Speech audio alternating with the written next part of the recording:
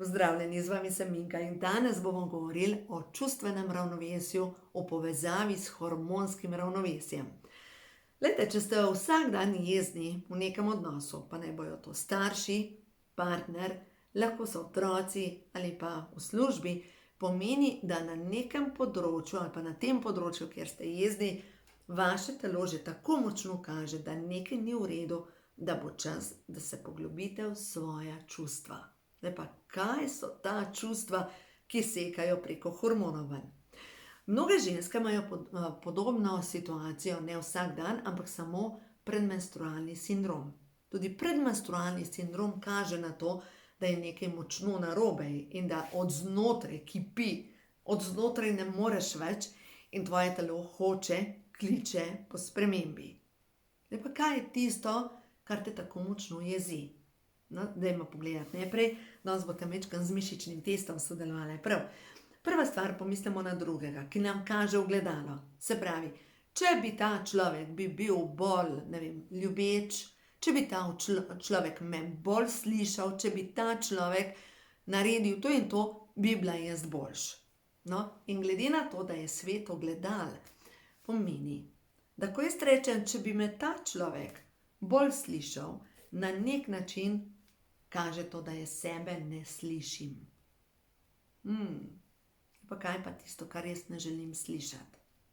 Jaz vam lahko govorim iz svojih izkušenj, kaj jaz leta nazaj nisem želela slišati, kar je kričalo v meni, ampak v meni je kričalo prav tako, ne morem več. In do tega sem prišla dvakrat v življenju. Prvič, ko sem pustila službo in takrat sem se slišala. Mene je takrat bolel želodec, stara sem bila 21 let, po 22, ko sem službo pustila, ampak mene je bolel želodec od ponedeljka do petka. In dokler sem imela ventilček, da sem lahko nekomu razlagala, in to je bil moj oče takrat, kako trpim v službi, je to še šlo.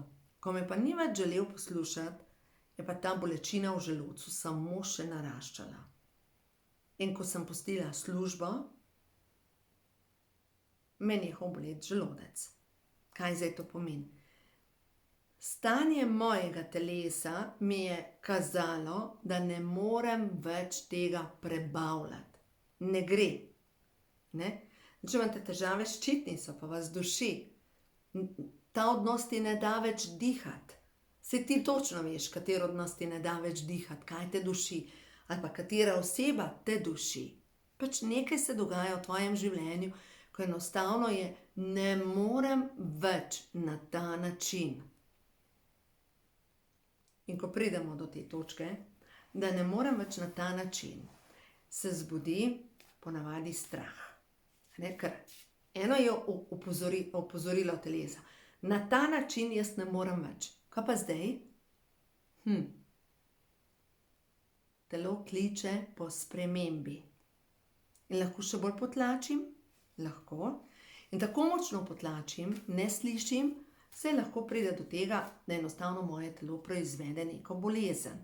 In ta bolezen je lahko povezana z nekim vnetjem. Vnetje je tako jeza, lahko je povezana z potlačenim sovraštvom, največkrat je to rak, lahko je povezana s potlačen strah je težave z dihanjem, težave s ščitnico, tudi potlačena jeza je visok krvni tlak.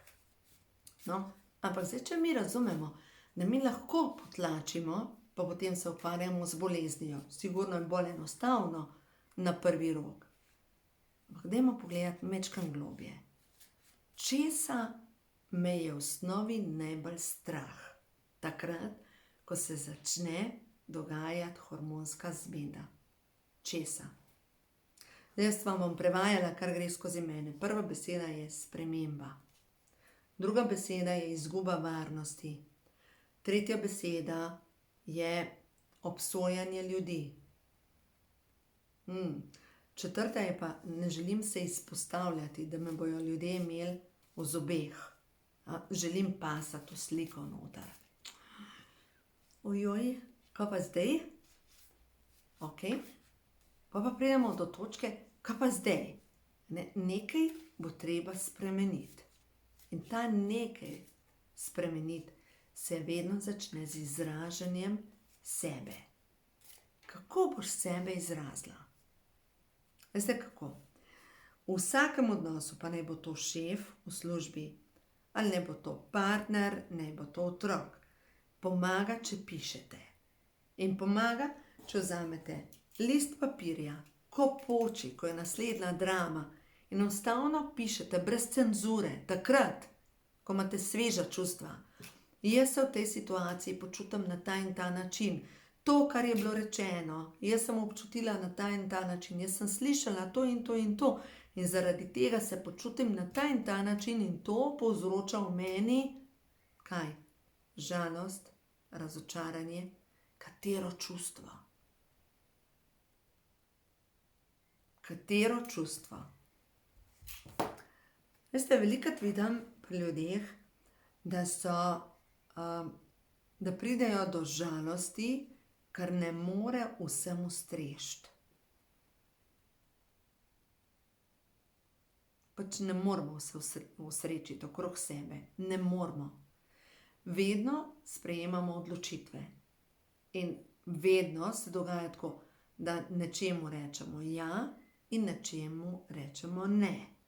In če želimo vsemu strežiti in poskrbeti, da so vsi zadovoljni, vedno bomo šli na svojo škodo. Vedno. In če greste na svojo škodo, bo slej ko prej se zgodil, tako kot se je tudi meni zgodil, da sem se počutila tako, veste, en terapevt mi je rekel, ko sem rabila kar pošteno okrevanje, mi je rekel, ti si bila na ta način v zakonu kot ena punčka, ki skakla po vodi in skakla, in tako si bila prezaposlena in v enem trenutku si priletela na beton in si začela gledati, kje sem tukaj jaz. Kje sem v tej zgodbi jaz? Mene ni bilo. Mene ni bilo. Kje so moje potrebe? Kje je tisto, kar jaz želim? Kaj si sploh jaz želim? Tako močno sem dovolila, da sem bila neslišana, da nisem vedela, kaj me sploh osrečuje. Ja, vedela sem, osrečuje me slikanje. Ja. A mislite, da sem slikala? Ne. Ja, osrečuje me, čez poletje sem brala, ogromno brala, ker to je bil moj ventilček in moj način učenja. In seveda vsekakor sem poskrbela za to, da sem z otroci šla na sprehod, ampak sebe peljati na sprehod. Počasi sem začela delati korake. Počasi. In glejte, ko pridemo do tega, da naši hormoni začnejo protestirati in da se začnejo težave s ščitnico, da se začne telo rediti, takrat je čas, da vseeno pogledamo v čustveno stanje telesa in rečemo, v redu, tukaj sem jaz. Zdaj pa kako bilo najbolj enostavno pogledati. Veste kaj, vzemite v roke knjigo, ko imajo čakre žur. In tukaj noter imate, naključno se mi bo odprlo, kje smo zdaj. Čakra solarnega pleksusa.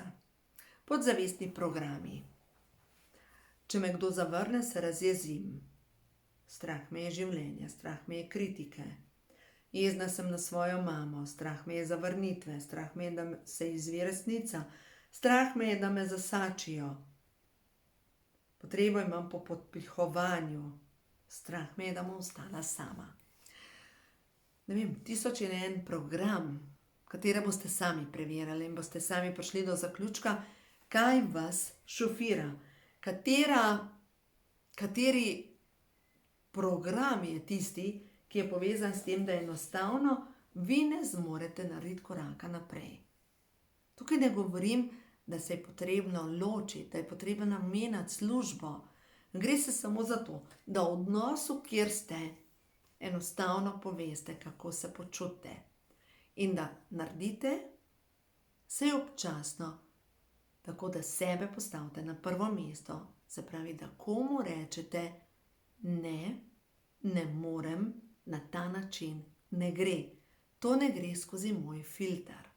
In to je v redu. To je v redu. Ker igranje žrtev, verjetno ste že, ali pa žrtve, ste verjetno že ugotovili, da ni fajn biti, če nekdo okrog vas igra žrtev. In to so medgeneracijske travme, dobesedno. Če v vaši družini je bilo ves čas, bomo potrpeli, bomo vse dali pod prpražnik, nekdo bo začel čistiti. No, tako da, če ste vi, začnite uporabljati zdravilno molitev dekodiranja in boste videli, kako se bo v vašem življenju vse začelo spreminjati. Pojmo zdaj še na nekaj pozitivnih sporočil za vas, za tebe, ki tole poslušaš, kaj ti ta trenutek stvarstvo sporoča, kaj je zate res pomembno. Nadangel Rafael, prosim te za zdravljenje, pripravljena sem ozdraveti. Bitja svetlobe me ljubijo. Mogoče sporočilo, večkrat se obrnem na angele. Angeli so tukaj, ti želijo pomagati, angeli so tukaj. Brez slabe vesti si lahko vzameš čas samo za sebe. Samo zato, ker se imaš rada. Samo zato, ker je čas, da začneš ceniti svojo energijo, oddih. Dajmo pogledati naprej. Naslednje sporočilo je napredek. Tvoje delo blagoslavlja, pozdravi, navdihne, razvedri ter oplemeniti duha in srca ljudi.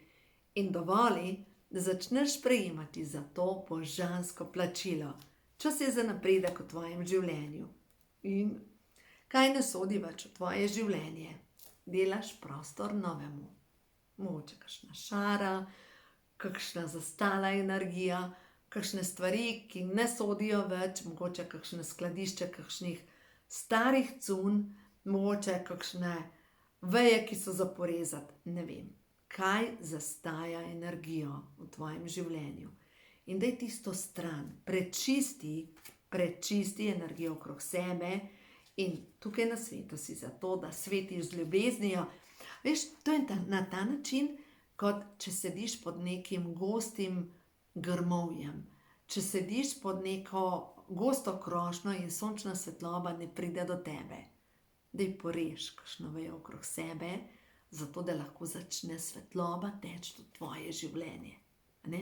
Naredi prostor novemu, ker čas je za naslednji korak. Tebi pripada sreča, zasluži si jo, zasluži si ljubezen, zasluži si izobilje vsega dobrega.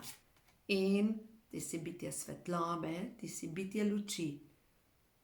Tvoje srce je polno brezpogojne ljubezni. In čeprav ta trenutek še ne vidiš, se na obzorju že kaže nov dan. No, čas je za prehod v novo dobo. Očitno te tvoje življenje pelje po poti, ki je tvoja in je povezana s tvojo osebno rastjo. Naredi korak naprej. No, dajmo zdaj naprej pogledati. V tvojem življenju še enkrat sprememba prihaja. Ne boj se je, ker je povezana s tem, da se spraviš v energijo celosti. Yin yang, se pravi povezava z obiljem, sinhroniciteta, povezovanje, povezava z tvojo nedolžno energijo, povezava s tem, da to, kar ti zdaj delaš, je povezano s tem, da si predolgo tlačila, poskušala si se predolgo prilagoditi nečemu, in zdaj tvoja duša ne zmore več. Pač v redu je. In čas je za novo vizijo. Čas je, da se izstreliš naprej. Čas je, da začneš delati skozi svoj talent. Čas je, da tisto, kar rada delaš, da tega delaš več, boš videla, da kako v tvojem življenju bo da enkrat začelo se dogajati vse drugače. In potem gre skozi mene in potem te ne bo več jezil tisto, kaj drugi ne delajo, zato ker boš sebi dala vse tisto, kar ti čutiš, da tebi pripada in potem boš videla.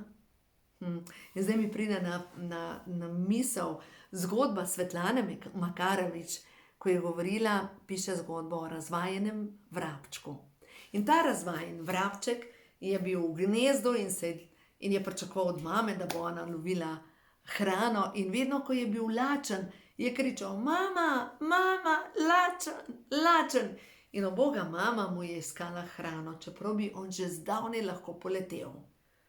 Nekaj noči, ko je bila mama tako močno utrujena in njen vrabček je spal, gleda luno in luna ji je samo pomežiknila. In mama je vedela, kaj ima za narediti. Naslednje jutro, ko je njen vrabček spet zahteval hrano in kričal: Mama, mama, lačen, ona je samo dala glavo izpod ene peruti pod drugo perut in rekla: Dovolj si velik, zleti po hrano. In on je jokal in nabijal slabo vest: Mama, ubil se bom, ne morem, ne znam. In mama je spala in vrabček je kričal. In ko je videl, da mama spi in da ne bo letela po njegovo hrano, se je postavil na rob gnezda, je bil prestrašen. In se je postavil, zamižal in poletel. In ko je začel leteti, se mu je nad strehami hiš pridružila mama. No, če v vašem življenju ta trenutek, da ste tako kot ta utrujena vrabčeva mama, mogoče je čas, da rečete: ne morem, naredi. In počakaš, da naredijo. In se delaš, da ne slišiš. In potem bo postal let oziroma življenje bolj sproščen. Tako.